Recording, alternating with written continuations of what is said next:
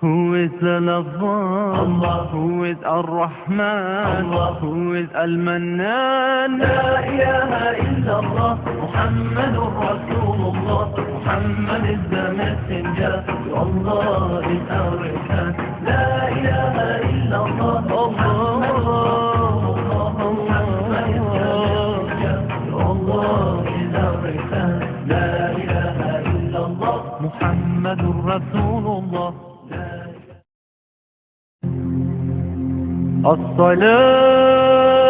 الصلاة والسلام عليك. For every century, there is an icon, and every nation in history produces a person with a genius for leadership. Such a revolutionary leader comes once in a lifetime, but come and go after long periods before another reappears.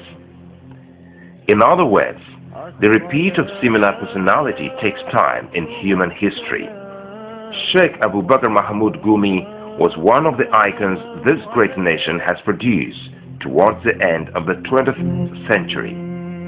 He was such a genius. His knowledge was particularly remarkable, given that it was being appreciated not only in the northern region of the country where he held, nor in Nigeria as a whole, but also in the entire Muslim world as a result of his successful career in life. الصلاة والسلام عليك. But of course, Sheikh Abubakar Mahmoud Gumi, like all geniuses, transcends both his time and the limited environment context. As long as the Arawa people in particular, and Nigeria in general, are interested in scholarship and exemplary leadership, they will always study the life and times of Sheikh Abubakar Mahmoud Gumi.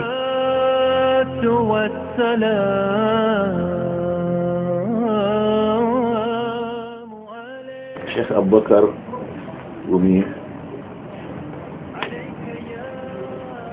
was a learned man, a scholar, one of the leading Malams in this part of the country, if not in the whole country. He was a teacher, a very good teacher too, a preacher, a fearless preacher, and he was a rebel. He rebelled against injustice. He rebelled against anything that he thought was not in accordance with the teachings of Islam. He was stubborn, but his was what I call principled stubbornness. If he believed in a thing, he would stick to it. The late icon was born on the last Friday of Ramadan in the year 1342 AH, equivalent to November the 7th, 1924, in the town of Gumi. His father's name was Malam Mahmud Nagumi, while his mother's name was Hajia Hafsat. His father's name was by courtesy of the town of Gumi, where he finally settled after decades of rigorous search for knowledge. Malam Mahmud was the most learned man around, considering the age and reputation of those who came to learn from him. There were many other Malams, but he appeared to have carried off the title alone, to such an extent that even his real name was lost, and that those outside the town he became Malam Nagumi, the Malam from Gumi, even though he originated from Shagari town.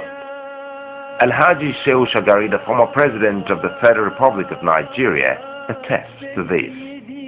He was a native of my own place, Shagari, but he was not born in Shagari. His father was born in Shagari. And the family is still there. The reason why people call him Abubakar Gumi because his father was a judge or a Qadi in Gumi. And he stayed there for a long time in his life. And his own father taught him. There was no even primary school for the Western kind of education in the exact time.